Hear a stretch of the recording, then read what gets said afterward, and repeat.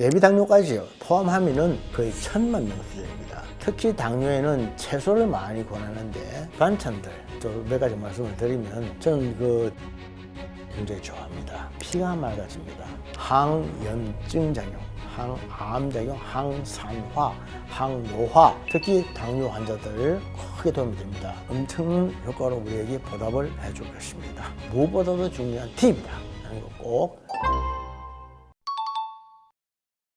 오늘은 당뇨에 대해서 말씀을 드리려고 합니다. 요즘 당뇨 환자가 아주 급증하고 있죠. 우리나라 전에는 안 그랬습니다. 전에는 당뇨라고 그러면 부자병이라고 해서 부자들만 걸리는 병이라고 생각했죠. 근데 요즘은 국민병입니다. 전 국민이 다 걸리는 병인데 어느 정도인가 하면은 당뇨 환자가 600만 명, 거기다가 예당능장애라고 해서 예비당뇨까지 포함하면은 거의 1000만 명 수준입니다.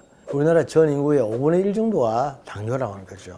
굉장히 많아지고 있습니다. 이 이유가 뭘까요? 이유가 식생활 때문에 오는 겁니다.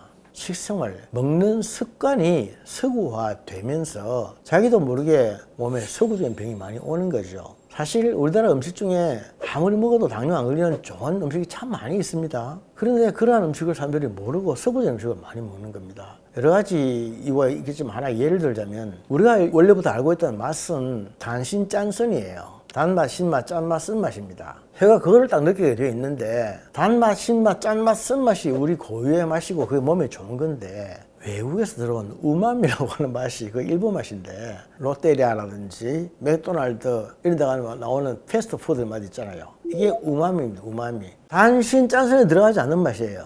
굉장히 맛이 있다. 그러니까 한번 우마미에 점령당하면 그 다음부터는 완전히 달라지는 거죠. 이러한 식생활 때문에 갑자기 당뇨가 많아집니다. 옛날에는 어른들에게만 온다고 해서 성인병이라고 했습니다. 그러나 애들에게도 당뇨가 있다. 그래서 이것은 나이와 상관없이 오는 것이구나. 생활 습관 때문에 오는 병이구나. 그리고 아침을 잘 먹지 않는 습관도 갖고 있습니다. 아침을 안 먹으면 우리 몸에 손해보지 않는 곳이 두 가지가 있는데 하나는 위가 손해를 보지 않고 하나는 잠도 손해를 보지 않습니다. 밤새도록 공부를 해서 쪼았다 하면 그 다음 날 반드시 자게 되겠습니다. 위도 마찬가지죠. 먹을 때 안 먹고 한 때 뛰어넘었으면 뭘 버렸다 생각할 수 있으나 다음 시간에 그만큼 더 많이 먹게 된다. 절대로 손해보지 않는다. 그리고 아까 말씀드린 그 우마미는 인공 감미료 때문에 오는 거죠. 안에 무엇이 들어있는지는 모르지만 확 잡는 그러한 맛이 우마미인데 이거 무서운 겁니다. 뿐만 아니라 자연히 운동을 안 하게 되죠. 운동을 안 하게 되는 것도 이거 습관입니다. 생활 습관입니다. 뿐만 아니라 스트레스를 많이 받고 또 잠을 적게 자게 되고 한 5가지 원인 때문에 오늘은 갑자기 당뇨가 급증하게 되고 또 당뇨가 심해지게 되고 그로 인해서 합병증이 많이 생기게 되고 한다라는 말씀 드리고 싶습니다. 아침에 먹어서 좋은 음식들, 반찬들 또 몇 가지 말씀을 드리면 저는 당뇨에는 고등어가 참 좋다고 봅니다.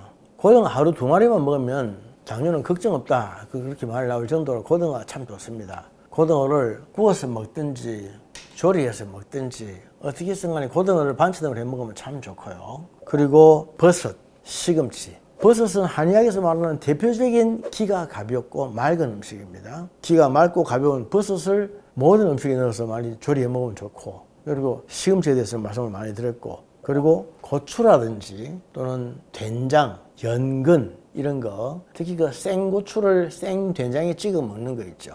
생고추, 연근, 생된장 이렇게 해서 그건 무조건 당뇨와 상관없이 밥 때마다 그렇게 나와야 됩니다. 그게 한국의 맛입니다. 사람들이 점점 이런 맛을 몰라요. 이런 맛을 모르고 우마미만 해가지고 막 이상한 맛을 좋아하게 된다고요. 이런 고유의 맛을 먹으면 피가 맑아집니다.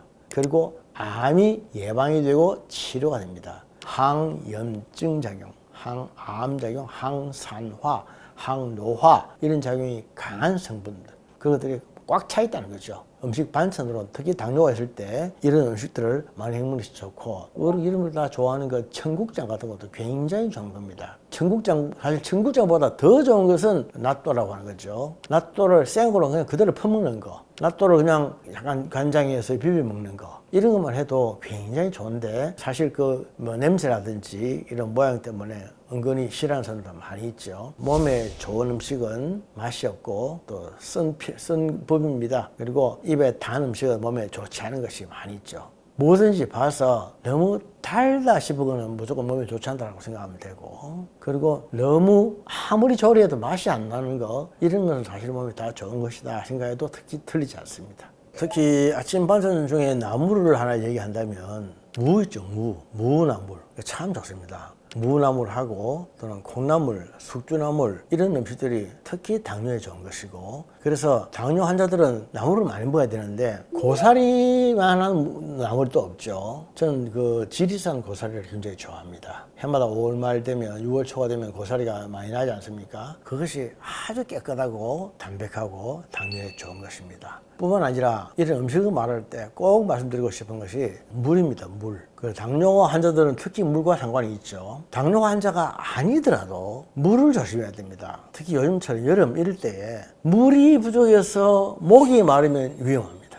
어디에 산에 갔는데, 어디에 놀러 갔는데 목이 마르다. 큰일 나는 겁니다. 목이 마르면 피가 끈적끈적해지는 겁니다. 피가 끈적끈적해지면 피가 뭉쳐서 사고가 날 확률이 많습니다. 평소에 혈압이 높은 사람이나 고지혈이 있는 분들이나 당뇨가 있는 분들이 피가 끈적끈적해지면 갑자기 어느 한 혈관에서 막히거나 터지거나 문제가 난단 말입니다. 그것은 몸속에 여간 물이 부족하지 않으면 갈증이 그렇게 심하게 나지 않습니다. 갈증이 굉장히 심하게 난다 할 때는 굉장히 물이 부족하다는 겁니다. 그럴 때는 옆에 있는 개울물이라도 또는 수돗물이라도 막 터서 먹어야 됩니다. 저 밑에 가서 깨끗한 물 먹겠다 생각하고 한참 내려놓으면 중간에 죽을 수가 있어요. 특히 당뇨처럼 소갈장에 있어서 피 속에 당분이 높은 사람들은 급속도로 위험합니다. 당이 없는 사람들보다 5배나 더 위험합니다. 위험하다고 하는 것은 갑자기 쓰러지거나 죽거나 다치거나 할 가능성이 굉장히 많다는 것이죠. 그래서 항상 물이라고 하는 것은 이 여름에 목이 말라서 먹는 게 아니고 때에 따라서 먹어야 됩니다. 아침에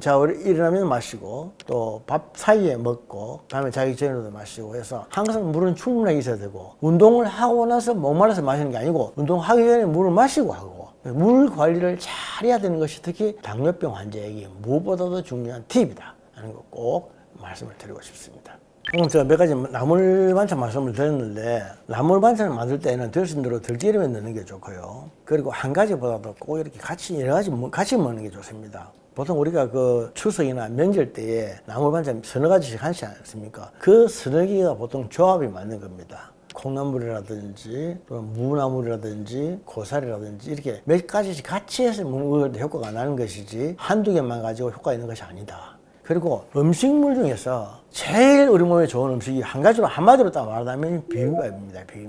비빔밥을 먹으면 거기에 갖은 양념이 다 들어가고 또 나물이 들어가고 채소가 많이 들어가고 이래서 굉장히 좋습니다. 그래서 어디 가서든지 제일 권하는 음식, 안전하게 안심하고 권할 수 있는 음식은 비빔밥이고, 음식을 먹을 때에 다른 음식보다 먼저 먹어야 하는 것이 채소와 나물, 제일 마지막에 먹어야 하는 것이 밥, 국, 그리고 특히 당뇨 환자들일수록 국물은 줄이고 건더기 위주로 먹고, 밥을 먹는 순서 중요합니다. 채소와 나물 그리고 단백질, 육고기라든지 이걸 먹고 제일 마지막에 조금 먹든지 안 먹든지 해도 되는 것은 밥이라든지 국은 국물보다는 건더기 위주로 먹고 밥은 조금 남기고, 그렇게 해서 식사 생활에 조금만 신경을 써주면 엄청난 효과로 우리에게 보답을 해줄 것입니다.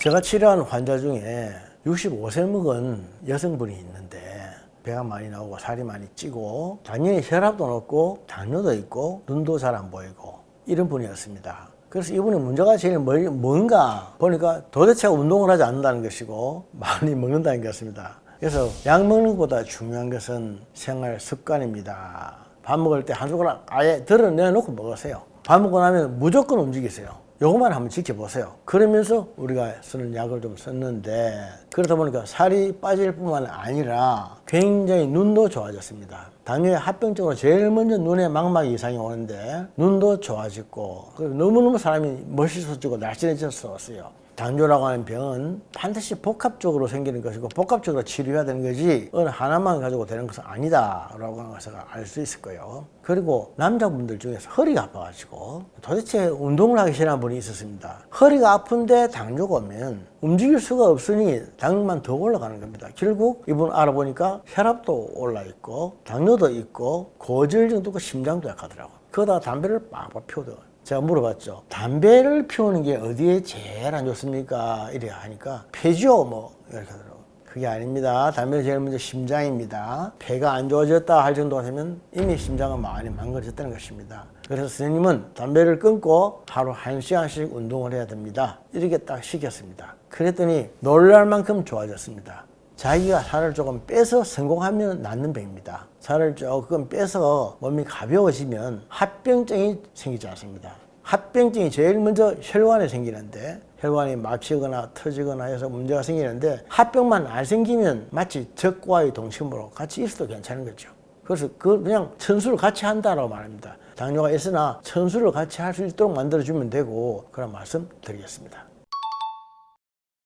당뇨에 좋은 아침에 우리 먹으면 좋은 음식을 몇 가지 말씀을 드리겠습니다. 먼저 이 원칙을 알아야 됩니다. 탄수화물, 지방, 단백질 이 세 가지 3대 메이저 중에서 지방만 빼고 탄수화물과 단백질 그리고 과일, 채소 이렇게 먹는다라는 원칙을 알고 있으면 됩니다. 탄수화물과 단백질 25대 25 그리고 과일과 채소를 50% 그렇게 아침에 먹자는 겁니다. 그러면 그 내용이 뭐가 들어가든 다양하게 할 수 있겠죠. 그런데 탄수화물이 들어가야 포만감을 느껴야 됩니다. 그리고 과일뿐만 아니라 특히 당뇨에는 채소를 많이 권하는데 제철 채소가 많이 들어가면 참 좋습니다. 풍부한 탄수화물뿐만 아니라 식이섬유가 들어가기 때문에 몸속에 장 속에 있는 노폐물도 긁어내고 피를 맑게 해주는 것이죠. 그래서 아침에 먹는 단백질로서 제일 좋은 것은 계란이죠. 달걀 속에 노른자가 콜레스테롤이 안 좋지 않느냐 그렇게 얘기하는 사람도 있는데 실제로 통계에 보면은 달걀의 노른자는 콜레스테롤치를 높이는데 큰 상관이 없다. 아침에 1개 내지 2개 정도의 계란 그것은 삶아서 먹든 구워서 먹든 좋다. 그리고 아침에 그렇게 먹어주면 단백질 보충에 큰 도움이 된다라고 하는 것입니다. 단백질이라고 하면 생선도 단백질이 되겠죠. 육고기도 조금은 먹어주는 것이 좋습니다. 그리고 통밀류를 먹어주는 게 좋습니다. 통밀류로 만든 빵 종류인데 우리가 밀을 안 먹을 수는 없지 않습니까? 밀은 들순으로 국산으로 쓰고 그런 것들이 들어가야 몸속에서 포만감을 느끼게 되죠. 그걸 빼고는 사실 식사가 안 된다 생각합니다. 그리고 제가 임상에서 쭉 보면서 좀 권해드리고 싶은 것이 커피입니다. 커피. 원두로 커피를 아침에 1잔 내지 또는 2잔 정도 쫙 마셔주면은 머리도 맑아지고 피도 깨끗해지고 하는 데 도움이 된다. 오히려 집중력을 좋게 해주는 데 도움이 된다라고 말씀을 드리고 싶습니다. 방금 원두 커피 얘기를 했는데 원두 커피와 믹스 커피는 커피긴 하지만은 좀 다릅니다. 믹스 커피 안에는 우유도 있고 기름기도 있고 설탕도 많이 있고 그래서 특히 당뇨 같은 이런 당이 있는 분들에게는 좋지 않습니다. 복부에 지방이 있다든지 또 혈압이 높다든지 하는 분들에게도 믹스 커피는 안 드시는 게 좋습니다. 삶에 따라서는 아침에 너무 안 먹고 속에 무엇이 들어가면 거북스럽다 하는 사람들도 있는데 그런 사람들은 이렇게 조금이라도 먹으면서 커피를 한 잔씩 하십시오. 식사의 왕도라고 하는 게 있습니다. 아침에는 조금이라도 리틀, 점심은 잘 리치, 저녁은 조금 적게 레스 그렇게 먹는 식사의 왕도의 규칙을 지키면 특히 당뇨 환자들 크게 도움이 됩니다. 당뇨 환자가 자칫 잘못하면은 저혈당에 빠져서 갑자기 위급상황에 빠질 수도 있습니다. 그런 사람들은 아침에 요대로 좀 이렇게 먹어주고 하면은 절대로 저혈당에 빠지지 않고 쇼크도 오지 않죠. 과일은 사실 생활에서 우리가 많이 접할 수가 있죠. 그러나 엄격히 말하면 당뇨 환자들에게 과일은 안심하고 적극적으로 권할 만큼 또 되지 않습니다. 어떤 과일은 좋다고도 되지만 안 좋다고도 분명히 나와 있습니다. 그러나 안심하고 권할 수 있는 것은 채소입니다. 채소는 어떤 채소를 먹어도 그것 때문에 당이 올라간다든지 인슐린이 스파이크가 온다든지 이런 거 없습니다. 그러면 언제 먹느냐 하면 새벽에 공복 시에 제철 채소에 노즙을 내가지고 건더기는 빼고 즙만 내가지고 커피잔으로 반잔 정도씩 너무 많이 마시지 말고 쫙 마셔주면 속이 편안해지면서 피가 굉장히 맑아집니다. 항산화식품에 제일 좋은 것이 그런 채소의 녹즙이다. 그러나 신장이 안 좋다든지 해서 그런 생채소에 대해서 조금 저항이 있는 분들이 있습니다. 그런 분들은 적극적으로 권하지 않습니다. 그러나 그런 거 먹었다고 해서 간이 나빠지거나 부담을 주지도 않습니다. 특히 당뇨라든지 혈당제가 조금 높다든지 또는 몸속에 무슨 암의 요소가 있다든지 그럴 때는 이렇게 생채소를 해서 녹즙을 좀 만들어서 조금씩 매일같이 먹어주는 것이 저는 좋다. 그것을 마치 큰 트럭에 채소를 가득 싣고 와서 다 먹는 것만큼 큰 효과적인 것이다. 그렇게 말씀드리고 싶습니다. 여기서 우리가 잊지 말아야 될 것은 채소에 들어있는 비타민이라든지 또는 미네랄 이런 것을 화학적으로 만들어가지고 약을 먹으면 어떠냐. 비타민을 채소를 먹는 대신에 비타민 C 약을 먹는다든지 이런 거 많이 있죠. 같은 것이냐? 완전히 다릅니다.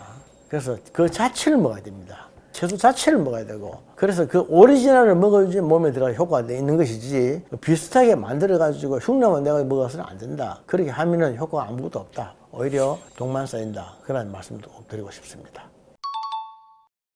그 채소를 가지고 녹즙을 만들 때는 사실은 당근 제가 많이 씁니다. 빨간색의 그 채소는 비타민 A고 초록색은 비타민 C고 그렇죠. 그래서 될 수 있는 대로 채소의 이름을 잘 몰라도 빨간색, 노란색, 초록색 이런 거 섞어서 만드는 게 좋습니다. 비트가 빨간색이지 않습니까? 한의학적으로 볼 때 빨간색은 피입니다. 심장이 좋은 것이고, 초록색은 우리 몸에 또 폐장에 좋고, 흰색도 폐장에 좋고, 노란색은 위장에 좋고 그런 것이 다 있습니다. 제철 따라서 많이 나오는 채소에 그것도 색깔이 진한 거 될 수 있으면 다양한 색소를 쓴다. 그런데 그거만 가지고 조금 맛이 좀 적습니다. 그러니까 사과를 조금 섞어서 사과만 조금 4분의 1 정도 잘라가지고 섞어서 녹즙을 만들면 아주 맛이 있죠. 그렇게 해서 먹으면 맛도 있고 몸에도 좋고, 특히 아침에 사과 먹는 것은 굉장히 좋지 않습니까? 그래서 채소로 즙을 만들 때 과일은 사과만 조금 넣어준다. 그거 또 조금 팁으로 말씀을 드리고 싶습니다.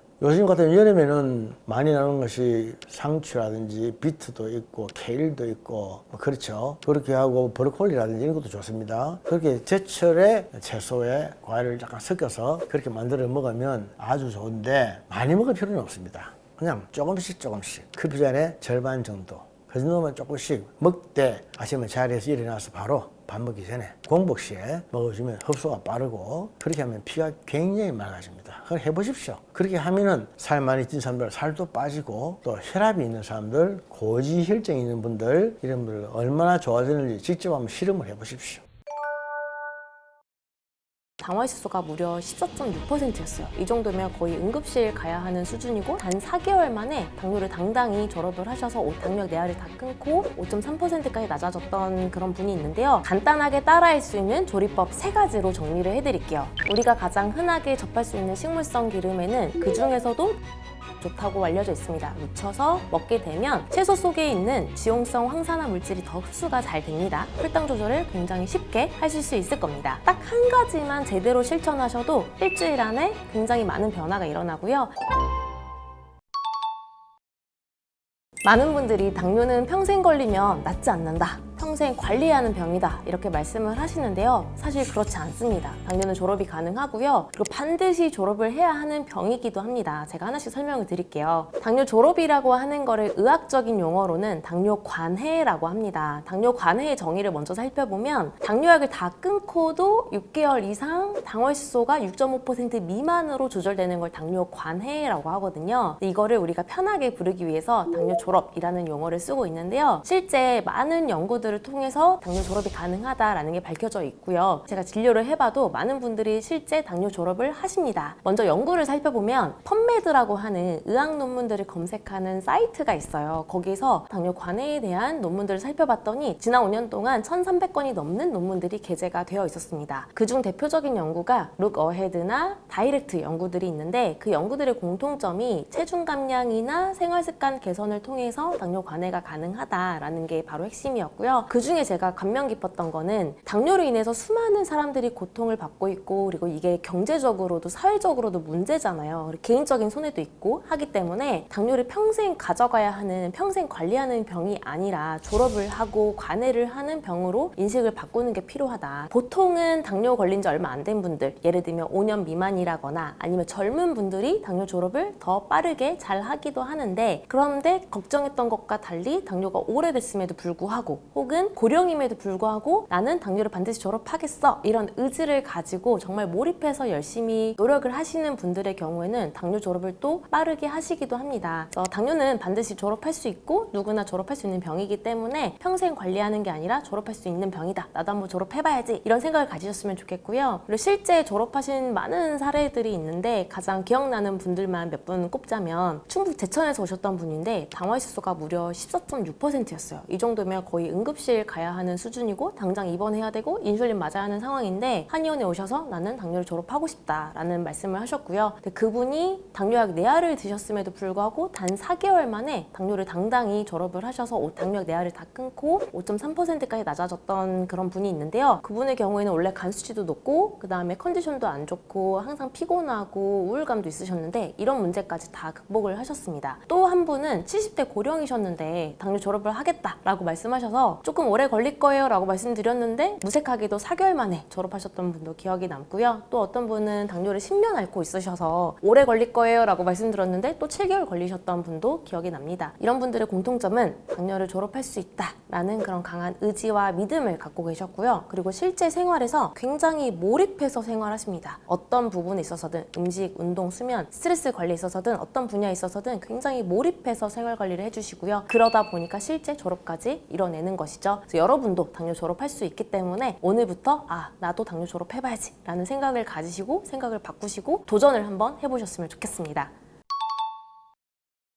습관만 바꿔도 평생 혈당을 낮출 수가 있는데요. 간단하게 따라할 수 있는 조리법 3가지로 정리를 해드릴게요. 우선 저희 음식의 경우에는 덜 짜게 먹으려면 우선 좋은 소금을 사용을 해야 합니다. 정제 소금을 사용하지 마시고 천일염을 사용하시되, 천일염을 내가 너무 짜지 않게 딱 먹어보면 간이 있잖아요, 우리가. 그렇다고 너무 싱겁게 먹으면 소화가 안 됩니다. 너무 짜게 먹으면 그 뒤로 계속 물이 먹히죠. 너무 짜지도 않고 너무 싱겁지도 않은 적절한 간은 하셔야 소화도 잘 되고 우리 몸에도 좋습니다.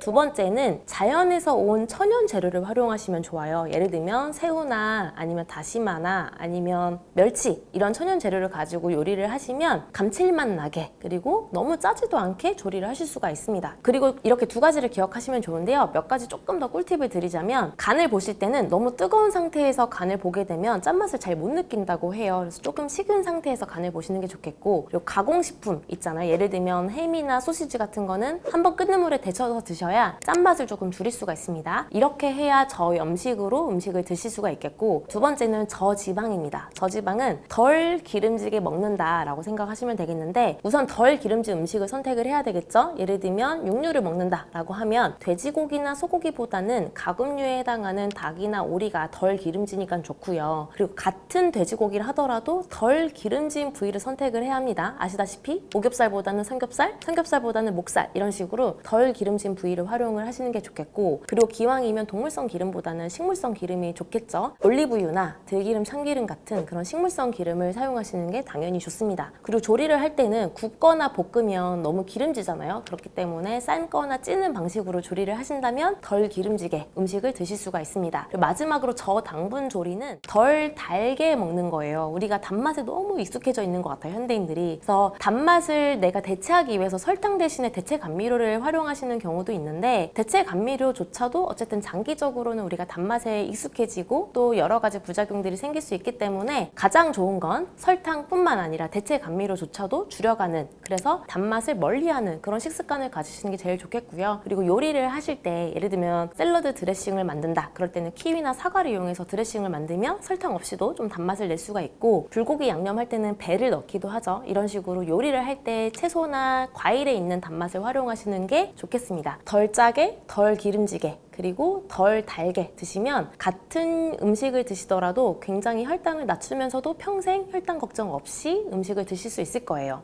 우리가 가장 흔하게 접할 수 있는 식물성 기름에는 들기름과 참기름이 있죠. 근데 그 중에서도 들기름이 더 좋다고 알려져 있습니다. 왜냐면 오메가3가 풍부하기 때문이에요. 오메가3가 풍부한 들기름은 심혈관 질환 예방에도 좋고요. 아니면 혈압이나 콜레스테롤 개선에도 좋고 염증을 완화시켜주는 그런 효과도 있습니다. 들기름을 활용하실 때는 냉장 보관을 했다가 사용하시면 좋겠고, 들기름에는 오메가3가 풍부하기 때문에 우리가 평소에 나물 무칠 때 그럴 때 들기름 활용하시면 좋고요. 실제 채소에는 지용성 성분도 있거든요. 지용성 항산화 물질이 있는데 그런 성분들이 흡수가 잘 되려면 지방을 활용해서 같이 먹어야 합니다. 그렇게 하기 위해서는 들기름으로 무쳐서 먹게 되면 채소 속에 있는 지용성 항산화 물질이 더 흡수가 잘 됩니다. 그렇기 때문에 들기름도 잘 활용하시면 더 건강하게 식사하실 수 있을 거예요. 집에서 실천하기 쉬우면서 확실하게 혈당을 낮출 수 있는 운동 3가지를 말씀을 드릴게요. 일단 제가 고른 운동 3가지의 공통점은 유산소 운동이 가능하면서 근력 운동도 동시에 되는 운동들이거든요. 왜냐면 유산소 운동은 즉각적으로 혈당을 낮춥니다. 그런데 또 유산소 운동을 너무 하면 너무 힘들죠? 그렇기도 하고 우리는 또 장기적으로는 근육이 어느 정도 생성이 되어야 근육이 혈당을 저장해주는 저장고 역할을 하기 때문에 근력 운동도 병행을 해야 합니다. 그래서 유산소 운동은 단기적으로 혈당을 낮추는 데 좋고 장기적으로는 근육량을 늘려주는 근력 운동도 동시에 해야 하는 것이죠. 2개가 가능하면서 집에서 할 수 있는 운동 3가지는 뭐냐면 첫 번째는 자전거 타기예요. 우리 실내 자전거 사면 집에서도 얼마든지 할 수 있잖아요. 제가 자전거 운동에 관심을 가졌던 계기가 어떤 30대 남성분이 오셨는데 당월수소가 6%대라서 그렇게 많이 높지는 않았고 당뇨약은 2알 드시고 계셨습니다. 그런데 이분이 육아하랴 일하랴 너무 바쁘잖아요. 그래서 단기간에 효율적으로 할 수 있는 자전거 운동을 정말 열심히 하셨어요. 매일매일 20분씩은 꼭 하셨는데 이분이 살짝 과체중이었는데 자전거 운동을 하고 2주에 한 번씩 올 때마다 체지방은 줄어들어 있고 근육량은 늘어 있는 거예요. 왜냐면 아까 말씀드린 것처럼 자전거 운동은 유산소 운동이 되다 보니까 땀이 나고 체지방이 태워지면서 체지방량이 줄어듭니다. 당뇨약 2알을 다 끊고도 당월수가 5점대까지 떨어져서 당뇨를 졸업을 하셨는데 이분을 보면서 자전거 운동이 굉장히 좋구나 이런 걸 많이 배웠었던 적이 있는데요. 자전거 운동이 좋은 점을 한 3가지 정도로 정리를 해보자면 첫 번째는 일단 안전합니다. 밖에서 자전거를 타는 거는 좀 어느 정도 위험이 있잖아요. 실내에서 자전거를 타게 되면 안전하게 운동할 수가 있고요. 그리고 2번째, 유산소 운동을 너무 급격하게 하게 되면 사실 저혈당 위험도 있거든요. 그런데 집에서 하기 때문에 저혈당이 혹시 오더라도 우리가 대처가 가능한 게 바로 자전거 운동입니다. 그리고 3번째는 제가 실제 진료를 해보면 관절이 아파서 운동 못해요, 아니면 발바닥에 족저근막염이 있어요, 아니면 발목이 아파서 디디면 아파요, 운동을 못하겠어 이런 분들 생각보다 많거든요. 그래서 발바닥에 하중을 주지 않고 그냥 관절에 큰 무리 없이 할 수 있는 게 자전거 운동이기 때문에 그래도 나이 든 분들이 하실 수 있는 게 자전거 운동이다 라는 생각이 들고, 하지만 나는 그럼에도 불구하고 아파서 좀 힘들다 이런 분들은 처음에는 3분도 좋고 5분도 좋습니다. 나의 체력과 관절에 맞게 하시고 점차 시간을 늘려가시면 되거든요. 자전거 운동 꼭 한번 집에서 해보셨으면 좋겠고요. 2번째는 집에서 할 수 있는 계단 운동이 있어요. 서랍장이나 아니면 조그만 박스 같은 거를 내 눈앞에다 딱 놓고 발을 하나씩 올렸다 내리고 올렸다 내리고 이렇게 하는 거거든요. 그래서 실제 이렇게 계속 하다 보면 약간 숨이 차는 유산소 운동도 되고 허벅지를 계속 활용하기 때문에 근력 운동이 되는 거죠. 집에서 우리가 밖에 나가서 계단을 타려면 또 밖을 나가야 되는데 집에서도 간단하게 하실 수 있는 방법이라서 추천을 드리고요. 그리고 3번째는 슬로우 조깅이에요. 집에서 층간소음 없이도 집에서도 슬로우 조깅을 할 수가 있고요. 제자리에서 하셔도 되고 빨리 뛸 필요가 없습니다. 슬로우 조깅을 하면서 나의 체력에 맞게 유산소 운동과 그리고 허벅지를 활용한 그런 근력 운동을 동시에 할 수 있는 효과가 있기 때문에 슬로우 조깅도 한번 해보시면 좋겠습니다. 그래서 집에서도 충분히 우리가 유산소랑 근력 운동을 동시에 할 수 있는 운동들이 있으니까요. 한번 활용해보시고 단기적으로 우리 장기적으로 혈당 조절에 도움이 되셨으면 좋겠습니다.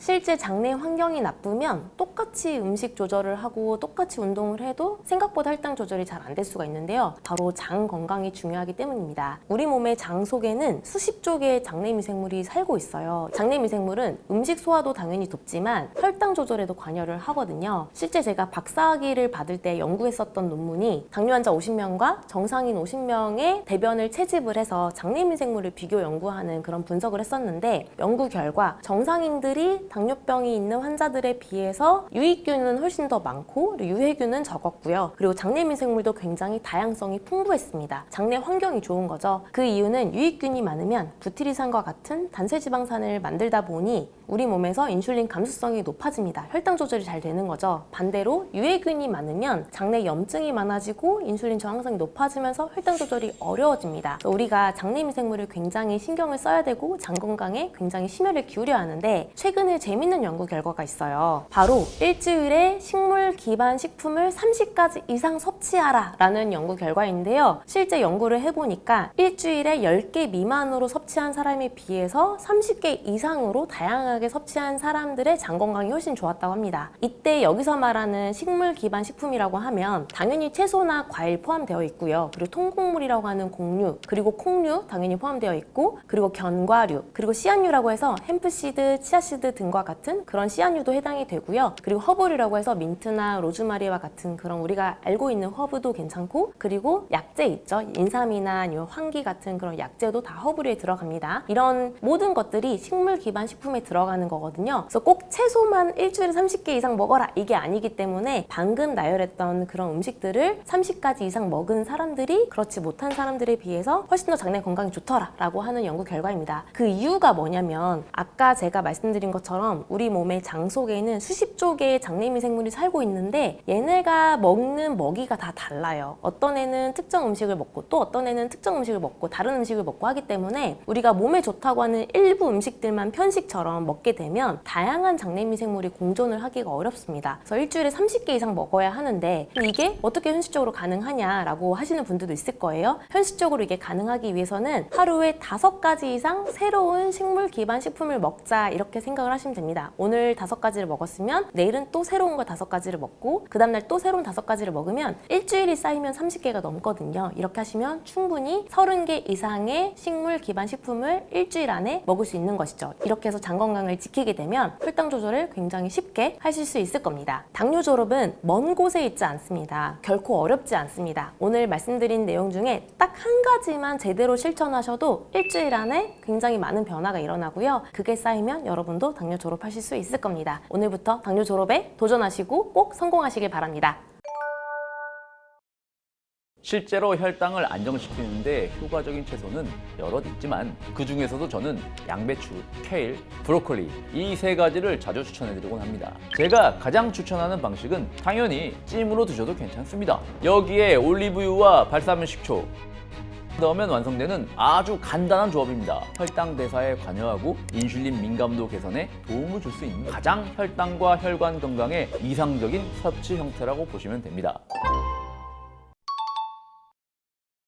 혈당을 뚝 떨어뜨리는 채소라고 하면 뭔가 드라마틱한 효과를 기대하게 되지만 저는 그보다 혈당을 덜 올리는 데 도움을 주는 채소라고 생각하는 게 더 정확하다고 봅니다. 실제로 혈당을 안정시키는데 효과적인 채소는 여럿 있지만 그 중에서도 저는 양배추, 케일, 브로콜리 이 3가지를 자주 추천해드리곤 합니다. 이 3 채소의 공통점은 모두 식전에 먹었을 때 혈당 스파이크를 완화해주는 효과가 크다는 점입니다. 가장 중요한 작용은 식이섬유의 역할입니다. 식전에 식이섬유가 풍부한 채소를 섭취하면 위에서 음식이 천천히 내려가고 탄수화물 흡수가 늦어지면서 식후 혈당 상승을 완화시켜줍니다. 이렇게 보면 사실 꼭 이 채소가 아니더라도 피망, 파프리카, 배추 같은 채소들도 모두 효과가 있습니다. 그래서 저는 다양한 채소들을 골고루 드시면 좋다고 알려드리고 있는데요. 이 중에서도 특히 브로콜리, 케일, 양배추를 더 먼저 말씀드린 이유는 브로콜리나 케일이나 양배추 같은 십자학과 채소들에는 설포라판이라는 강력한 항산화 물질이 함유되어 있기 때문입니다. 설포라판은 체내 염증을 줄이고 인슐린 저항성을 개선하는 데 도움을 줄 수 있으며 일부 연구에서는 췌장의 베타세포 기능을 보호하거나 증진시키는 효과가 있다는 결과도 보고된 바가 있습니다. 또 케일에는 아피게닌이라는 플라보노이드 항산화 성분이 풍부한데 이 성분 역시 항염 작용을 통해 혈당 대사에 관여하고 인슐린 민감도 개선에 도움을 줄 수 있는 가능성이 있는 물질입니다. 그리고 저는 가장 중요한 건 이런 채소들을 하루 이틀 먹다 마는 게 아니라 얼마나 꾸준히 질리지 않고 먹을 수 있는지 그게 가장 중요하다고 생각합니다. 양배추, 케일, 브로콜리 같은 채소들은 단순히 혈당을 조절하는 데만 도움이 되는 게 아닙니다. 이 채소들이 함유하고 있는 설포라판, 아피게닌, 식이섬유, 칼륨, 엽산 등 다양한 성분들은 당뇨병의 진행을 막을 뿐 아니라 혈관 건강 전반에도 긍정적인 영향을 줍니다. 예를 들어 설포라판은 강력한 항산화 작용을 통해 염증 반응을 낮추고 LDL 콜레스테롤 산화를 억제해 동맥경화 위험을 줄이는 데도 기여할 수 있습니다. 또한 케일에 들어있는 아피게닌은 혈관 내피세포 기능을 보호하고 혈압 조절과 관련된 이완작용에도 관여하는 것으로 보고된 바가 있습니다. 즉, 이 채소들은 당뇨뿐 아니라 고혈압, 고지혈증, 심혈관 질환을 예방하는 데도 함께 도움이 될 수 있는 식품들입니다. 섭취 방법도 어렵지 않습니다. 제가 가장 추천하는 방식은 식전에 생양배추를 얇게 썰어 엑스트라 버진 올리브 오일과 유기농 사과 식초를 곁들여 먹는 것입니다. 이렇게 하면 위 배출 속도가 늦어져 식후 혈당 상승을 막는 데 효과적이고 채소에 있는 항산화 성분도 손실 없이 섭취할 수 있습니다. 생양배추가 지겨워지면 당연히 찜으로 드셔도 괜찮습니다. 그리고 케일이나 브로콜리는 너무 오래 익히기보다는 살짝 데쳐서 찬물에 헹궈내고 약간의 오일이나 식초를 더해 드레싱처럼 먹는 것을 추천드립니다. 주의할 점도 있습니다. 먼저 아무리 좋은 채소라도 너무 많은 양을 한꺼번에 먹는 것은 좋지 않습니다. 특히 케일이나 브로콜리 같은 채소에는 갑상선 기능에 영향을 줄 수 있는 고이트로젠 성분이 들어있으므로 생채소만 너무 많이 먹기보다는 데치거나 익혀서 적절히 섞어 먹는 것이 좋습니다. 또한 브로콜리와 케일에 들어있는 설포라판은 생으로 먹을 때 가장 풍부하지만 약간만 데쳐도 체내 흡수가 좋아지고 위 부담도 줄일 수 있습니다. 브로콜리를 찌거나 데칠 때는 1분에서 2분 정도만 살짝 익혀서 씹는 식감을 남기는 것이 포인트입니다. 같이 먹으면 좋은 음식으로는 지방산이 풍부한 올리브오일이나 견과류를 곁들이면 항산화 흡수율이 올라가고 사과 식초나 발사믹 식초를 더하면 위장 흡수 속도 조절에도 도움이 될 수 있습니다. 즉 식전에 소량의 채소 그리고 건강한 지방 거기에 약간의 산 조합이 가장 혈당과 혈관 건강에 이상적인 섭취 형태라고 보시면 됩니다. 이렇게 식전에 드시면 그 즉시 효과를 볼 수 있습니다. 실제로 식후 혈당을 측정해보면 같은 양의 탄수화물을 먹는다는 가정하에 이걸 비교해보면 혈당이 훨씬 완만하고 천천히 덜 오르는 것을 누구나 직접 체험해 보실 수 있습니다. 제가 평소에 가장 즐겨 먹는 그리고 많은 분들께 권해드리고 있는 채소 레시피는 바로 BTC 샐러드입니다. BTC는 브로콜리, 토마토, 치즈의 약자고요. 여기에 올리브유와 발사믹 식초 그리고 소금과 후추만 넣으면 완성되는 아주 간단한 조합입니다. 구체적인 재료는 이렇습니다. 브로콜리 한 움큼 가볍게 데쳐서 사용하시면 되고요. 방울토마토 한 움큼 생으로 혹은 반 갈라서 넣으셔도 됩니다. 리코타 치즈 크게 한 덩이, 엑스트라 버진 올리브 오일 한 큰술, 발사믹 식초 약간, 후추와 소금은 기호에 따라 살짝만 넣으시면 됩니다. 이 샐러드가 혈당 조절에 좋은 이유는 세 가지입니다. 첫 번째, 브로콜리는 식이섬유가 풍부해서 식후 혈당 상승을 완화시켜주고 설포라판이라는 강력한 항산화 성분이 인슐린 저항성을 낮추고 베타세포 기능을 보호하는 데도 도움을 줄 수 있습니다. 둘째, 토마토는 항산화 영양소인 라이코펜이 풍부한데 이는 염증을 줄이고 혈관 내피 기능을 개선하는 데 기여할 수 있습니다.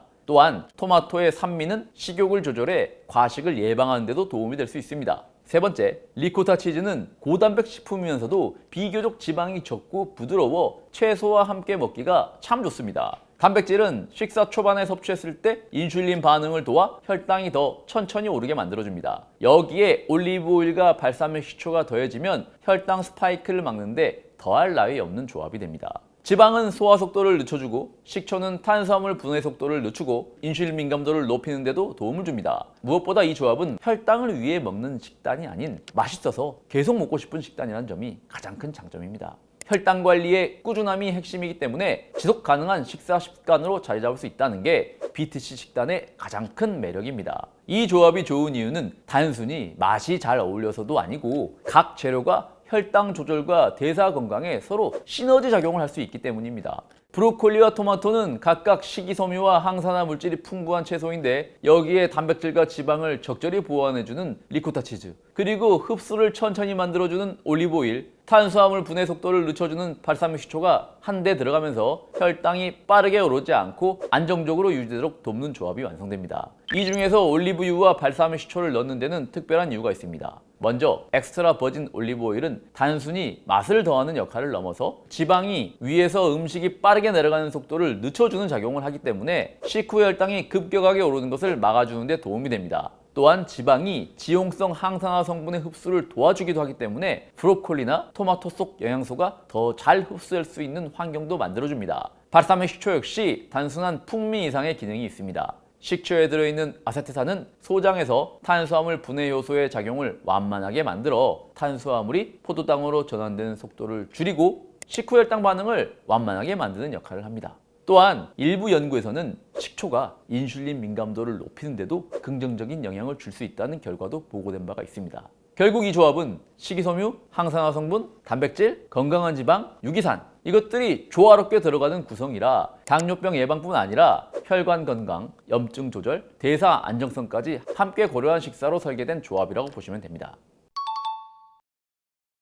생각보다 많은 분들이 이건 건강에 좋다라고 믿고 있는 음식들 중에서도 혈당을 의외로 크게 올릴 수 있는 음식들이 있습니다. 첫 번째로 가열한 당근입니다. 당근은 생으로 먹으면 혈당 지수가 낮아 괜찮지만 익히면 전분 구조가 바뀌어 혈당 지수가 70 이상으로 높아집니다. 식사량을 조절하지 않고 익힌 당근을 많이 먹는다면 생으로 먹을 때보다 훨씬 큰 혈당 스파이크를 유발할 수 있습니다. 두 번째는 국밥집 깍두기입니다. 겉으로 보기엔 발효채소처럼 보이지만 찹쌀풀과 설탕, 사이다까지 들어가는 경우도 많아 당질 함량이 꽤 높습니다. 국밥과 함께 깍두기를 아무 생각 없이 먹다 보면 상당한 양의 단순당이 한꺼번에 흡수될 수도 있어 주의가 필요합니다. 세 번째는 꿀입니다. 천연이라서 괜찮다고 생각하지만 꿀은 포도당과 과당으로 구성된 단당류입니다. 몸에서 빠르게 흡수되기 때문에 소량으로도 혈당이 확 올라갈 수 있고 특히 인슐린 저항성이 있는 분들에게는 공복 혈당을 더 올릴 수 있는 위험한 식품입니다. 그리고 여기에 하나 더 꼭 추가하고 싶은 음식이 바로 도토리묵입니다. 도토리묵은 색깔이 어둡고 맛도 담백해서 왠지 건강식처럼 보이지만 집에서 만들어 먹는 도토리묵이 아닌 이상 반드시 주의를 하셔야 합니다. 실제로 식당에서 파는 도토리묵의 경우 만드는 과정에 전분가루를 많이 첨가하기 때문에 거의 쌀밥을 먹는 것처럼 혈당을 높게 상승시키는 경우가 많습니다. 당뇨 진단을 받으면 누구나 처음에는 많이 낙담합니다. 이제 평생 약을 먹어야 하나, 내 몸은 이제 예전 같지 않겠구나 하는 불안이 당연히 따라오죠. 하지만 제가 꼭 드리고 싶은 말씀이 있습니다. 너무 조급해하지 마시고 절대 포기하지 마세요. 혈당은 오늘 내일 당장 눈에 띄게 바뀌지 않을 수 있지만 바른 방향으로 꾸준히 가고 있다면 몸은 분명히 반응하고 변화하기 시작합니다. 제가 만나본 많은 분들이 처음에는 작고 느린 변화에 실망하셨지만 몇 주, 몇 달이 지나면 분명히 이전과는 다른 몸 상태를 체감하셨습니다. 식사 습관, 운동, 수면, 마음가짐 이런 것들을 차근차근 실천해 나가시면 약에만 의존하지 않고 혈당을 충분히 안정시킬 수 있습니다. 가장 중요한 건 지금 내가 가고 있는 길이 맞다라는 확신을 갖고 작은 실천을 여러 번 반복하시는 겁니다. 건강은 단기간의 반짝 노력보다 올바른 방향으로 지속적인 흐름이 더 큰 결과를 만들어냅니다. 그래서 저는 여러분들이 당뇨를 절망의 시작점이라고 생각하시지 않았으면 좋겠습니다. 당뇨를 바라보시기에 내 몸을 다시 이해하고 회복해 나가는 그 출발점이라고 생각하시면 좋겠습니다. 당뇨에 대한 더 실전적인 좋은 지식들은 제 책에 많이 담겨져 있으니까요. 책 한번 읽어보시기를 추천드리겠습니다.